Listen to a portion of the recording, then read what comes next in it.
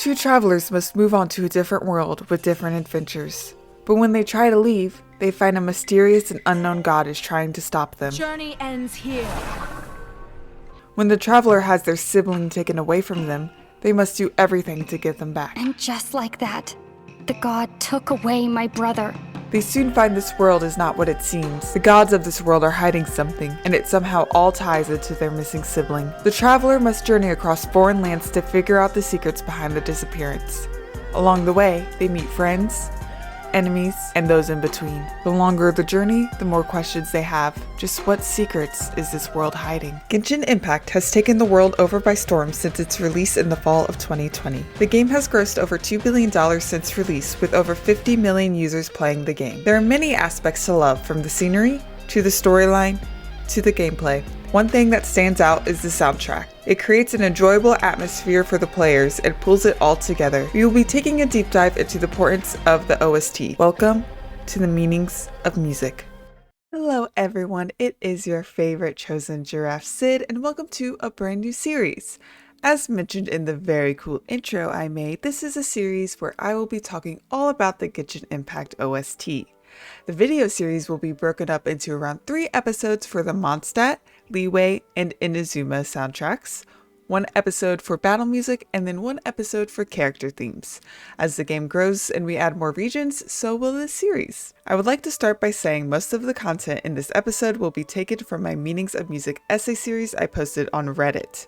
As for my credentials in music, I have studied music for over 10 years, but my music theory knowledge still leaves much to be explored, so please be kind and bear with me as we go through this series. In this episode, we will be talking about the regional exploration songs in Mondstadt and how they create an atmosphere that sucks you into the game. Without further ado, let's take a deep dive into the music of Genshin Impact.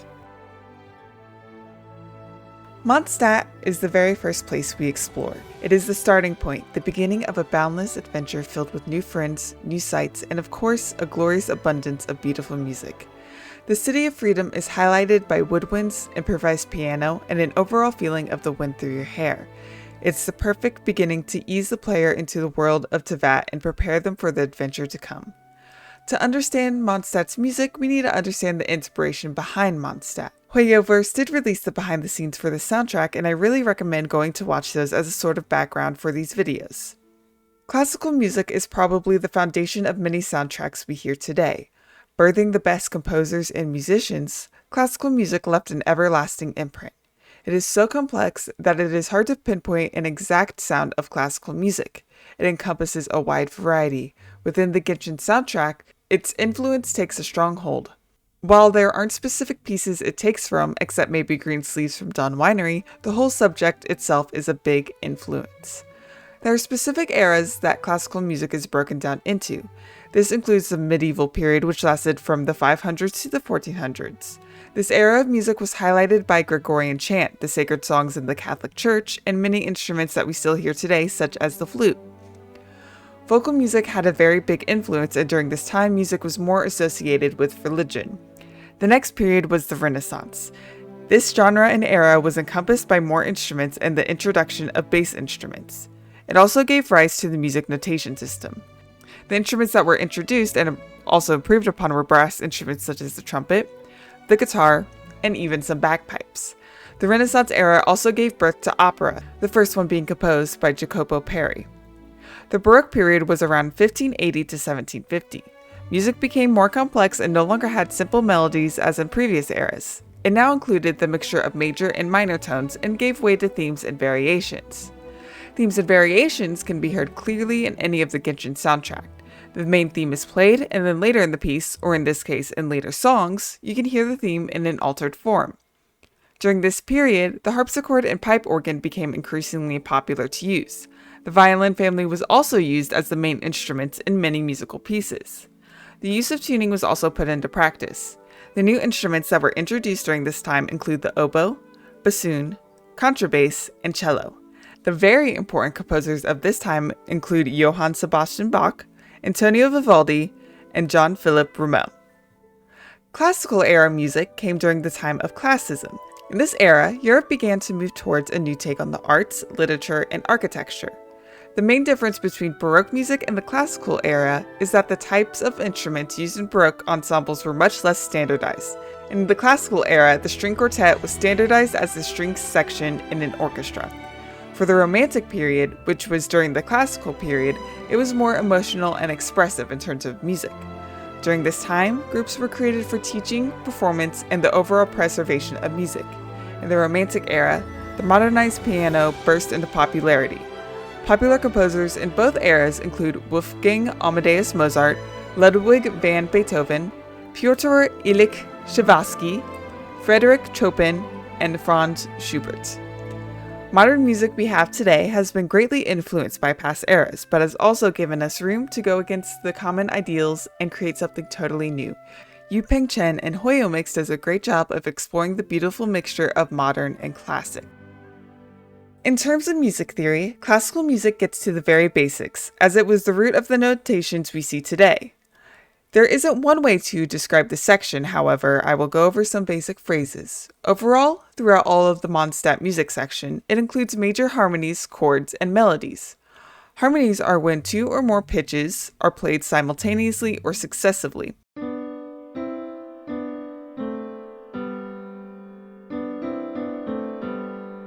Three or more pitches sounded simultaneously are called chords, like this.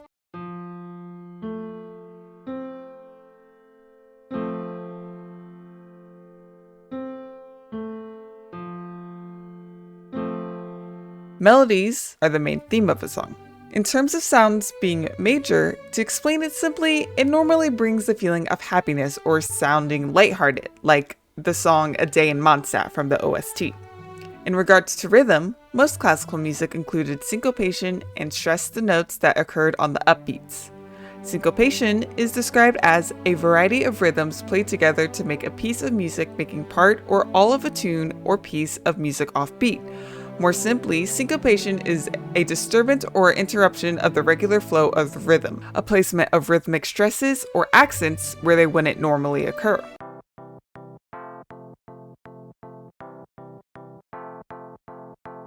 Music theory is more complex than what I just described. This just gives a decent outline of what to expect when listening to the soundtrack. If I'm being honest, having a basic understanding of music theory or any knowledge of it at all isn't incredibly important to understanding the OST for the Mondstadt region. I categorize the Mondstadt OST as having 3 different albums that form into one. Those albums would be City of Wind and Idols, The Wind and the Star Traveler, and Vortex of Legends. City of Winds and Idols and The Wind and the Star Traveler cover all of Mondstadt, including Dawn's Winery and Dvalin's Lair, while the Vortex of Legends covers Dragonspine. I'll be going over each sub-region within Mondstadt. Because Mondstadt is the city of freedom, most of the music we hear while exploring the region is lighthearted. We hear woodwinds accompanied by the piano and pitched percussion, such as the bells, the vibraphone, etc. There's also quite a number of songs that feature the harp, giving a light and airy presence to the songs. It's easy to immerse yourself in the game when playful music plays throughout the city. It's like how you're really there, taking a stroll down the center of town. Bits and pieces of conversation flow through the air. You watch as this NPC does that, and this NPC does something else. This is truly the epitome of Mondstadt. But there's still some uneasiness. Even the song names set a theme for Mondstadt. From titles like The City Favored by Wind to A Bustling Afternoon in Mondstadt, it shows how Mondstadt and its people are carefree in nature and enjoy the day-to-day life. Songs for inside buildings also reflect their nature. Windborne Hymn, which plays in the Favonius Cathedral, starts off with a strong organ that transitions to a classic sound that was commonly heard in the Baroque period of music. It represents common church music of the time that Mondstadt was based from. The Knights of Favonius theme is a tried and true song. The knights are seen as important figures providing protection for the people. The use of a staccato orchestra line represents the rigorous training it takes to become a knight, while the woodwind and percussion interjections and melody lines represent the peculiar knights we do encounter throughout the story. Angel's Share is a jazzy piano, guitar, and clarinet number that plays in Diluc's Tavern. The name Angel's Share actually means the amount of an alcoholic drink, such as cognac, brandy, or whiskey, that is lost to evaporation when the liquid is being aged in porous oak barrels. And there's even a speakeasy in New York with the same name. The lack of a large instrumental ensemble mirrors the simplicity of the owner's taste when it comes to drinks, as well as the laid-back atmosphere of the tavern. The cheeky swing of the song may be attuned to the characters that are mentioned and seen having visited the tavern, and drinking more of their fair share of alcohol. I'm looking at you, Venti. Each of the Dawn Winery themes follow a main theme that you'll hear throughout the 3 songs. The Dawn Winery theme itself once again takes a Baroque approach to the music, with the main instrument being the flute. The song Before Dawn at the Winery features a lone guitar in a playstyle almost similar to Angel's Share. It also features a take on the song Greensleeves, a traditional English folk song. It seems to represent the lonely hours of dawn when only one person is awake, that person being D-Luke. It has almost a melancholy feel to it that barely peeks through. The other Dawn Winery song, Lone Sojourner, is its counterpart that plays at night. It definitely has a melancholic tone to it and feels almost painful. From seeing his father die to having a sense of betrayal from his adopted brother, there's a lot of pent-up sadness and anger that D-Luke deals with. The music does a great job of putting his past and emotions into his song. When asked on how he created the Mondstadt soundtrack, Yu Ping Chen stated, "The music design in this region is rather simple. The artistic design of Mondstadt has a lot of European elements. The city is a free and uninhibited place where chivalry is greatly advocated. As a result, I tried to make the music more free and relaxed without sacrificing the romance and eloquence of ancient Europe. Mondstadt is also a city that believes in wind, and the wind element is the first element that the traveler can use." The Outerwilds of Mondstadt are picturesque rolling fields, small bundles of forest, and hilly trail camps. As mentioned before, Mondstadt is the starting point, not only for us as a character, but as a budding new adventurer as well. Since battle music will have its own video, we will only be going over the songs you hear while exploring Mondstadt. A lot of the songs in this area differ from what we hear in the city. The sparse instrumentation leaves the scenery to do most of the talking, i.e. giving us the most emotion. The songs played during the day involve just the string section, while the songs at night favor the piano more. It's a good way to have the player focused on actually discovering the playing. It adds a nice backdrop to the game and isn't too distracting to the point where players would want to turn their music down. Yu Ping Chen stated in an interview, "My creative mission is to move players from the auditory level, hope that the players will be completely immersed in the game world. The music needs to have beautiful melodies, and it always sounds full of hope and passion. It brings out the poetic, beautiful, and humanistic feelings within the listeners." I like to make note of a song called Eternal Amnesis, a variation on Genshin Impact's main theme. It's played while you explore Mondstadt. The term anamnesis can refer to 2 things. The first is a key concept in Christianity liturgical theology, where it's basically recalling God's faithful deeds. This can refer to the archons giving each respectful region a thriving place to live, or to Celestia itself in bestowing the archons into Vat with their grace. It can also refer to Venti and his role as Barbados. Anamnesis can also refer to the philosophical concept in Plato's dialogue in Meno, Phaedo, as well as briefly mentioned in Phaedrus. The idea is that humans possess innate knowledge, perhaps acquired before birth, and that learning consists of rediscovering that knowledge from within. Through the dialogue the traveler has with their long-lost sibling in Dainsleif's story quest, it alludes to the theory that they have been through everything before. There is a line that Venti also has that alludes to another time loop theory. There's the song Dwelling in the Past that, to me, sounds similar to the Truman Show OST.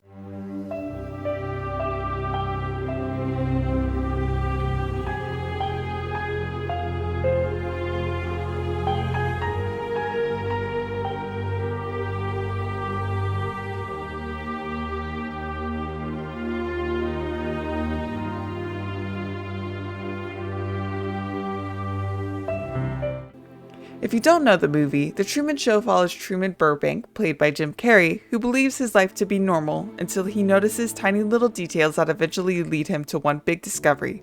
His whole life is a lie and he's being watched by the entire world.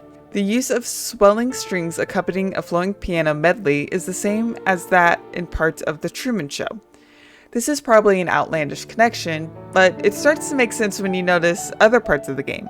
If you stick around Catherine, you notice her saying robotic dialogue such as air or rebooting. In Bennett's adventure quest, he says the line, And anyway, I just really envy you. You're sort of like the protagonist of this world or something. This may just be some sort of tongue-in-the-cheek moment, but there are wilder theories out there, and as far as the evidence goes, it seems possible.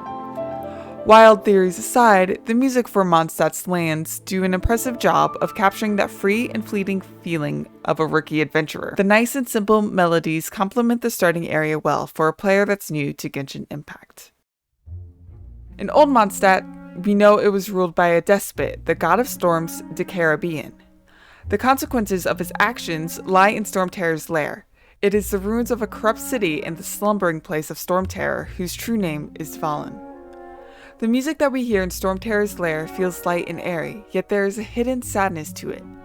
It alludes to the history that the player discovers, the secrets that are raised as we go deeper into the story. My personal favorite song, the Mondstadt region, is A Storm, a Spire, and a Sanctum, Valen's Nest. From short notes that connected into longer flowing sounds, the gentle flute, and then the transition to piano and a single voice truly gave me chills. It is as gentle as it is sad. The loneliness fills one's heart when discovering Valen's story. The music truly gains another meaning. Once revered as the Dragon of the East and a part of Mond's four winds, he was poisoned and awoke as nothing but an enemy to the city he once protected, a forgotten hero. The song Forlorn Child of Archaic Winds has a similar melody to the previous song mentioned. The slow piano melody paired with an airy and almost angelic voice tells the story of Valen. He was betrayed by humans despite wanting nothing more than to protect them, to be understood by them. Once learning the story, it is a truly heartbreaking song to listen to. Its counterpart, Forsaken Child of Ancient Times, has a similar name. The song leads with a reed instrument rather than a flute. It's slightly faster than the other songs. I think this refers to the rebellion itself that happened in Old Mondstadt, or more importantly, the Nameless Bard. Under Decabarian's rule, music was all but banned. With the help of a small wind spirit, later known as Barbados, the Nameless Bard incites a revolution with the help of Decabarian's former lover Amos, a knight and a red-headed warrior. Unfortunately, the Nameless Bard only survived long enough to see the fall of the tyrant. He was forsaken, and that which he never got to see the new world, one filled with hope. The song portrays that pain and longing, the bittersweet happiness of succeeding, but at the cost of death. The history that is embedded in the ruins of Stormterror's lair isn't known to many. With only bits and pieces of records surviving, it's unknown if the current people know about the battle that took place, save for a certain bard. All that is left is ruins of what once was, a bare reminder of the past. Dragonspine is a mysterious place filled with secrets that are covered by the cold snow. It's considered one of the most dangerous places in Mondstadt due to the cold weather that will kill you if you don't find a heat source. The album Vortex of Legends contains all the songs that can be heard while exploring the icy caves and mountains of Dragonspine. There's many points of interest within Dragonspine, including the Entombed City, Starglow Cavern, and Windrest Valley. There's even the campsite of the chief alchemist for the Knights of Favonius, Albedo. Much like Stormterror's lair, there are a select number of songs that are forlorn in nature. However, despite its secrets in the quest we must go through on the mountain, there are a couple songs that sound uplifting and playful. While researching the lore as well as writing the script, I couldn't find a good connecting reason as to why the music sounded happy. The mountain itself is made from the poisonous remains of Durin, an evil dragon. The only song to properly show the feeling of the mountain is Abiding Chills. The string section almost sounds like it's shivering from the cold, warning the player to find heat and stay away from the icy caverns lest they find something that can destroy them. Perhaps it's the ambiguity of the history itself. Despite there being a multitude of quests to learn more about the area, there's still a lot left to the imagination. Speculations, theories, things that aren't as clear as they should be. Dragonspine is an area that will perhaps never have a solidified story of what actually happened there. Maybe it's best kept that way. At the end of the Archon quest in Mondstadt, the traveler finds themselves embroiled in a war that is much bigger than them. They had one goal in mind, to find their lost sibling.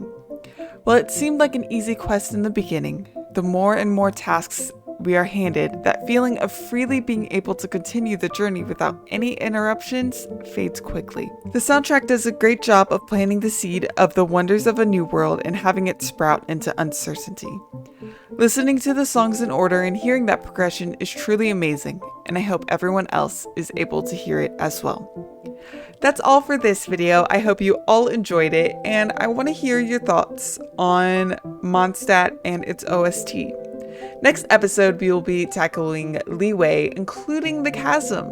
Until then, make sure to check out my other videos and follow me on all social media, which is down in the link below. And I will see you all in the next one. Bye bye!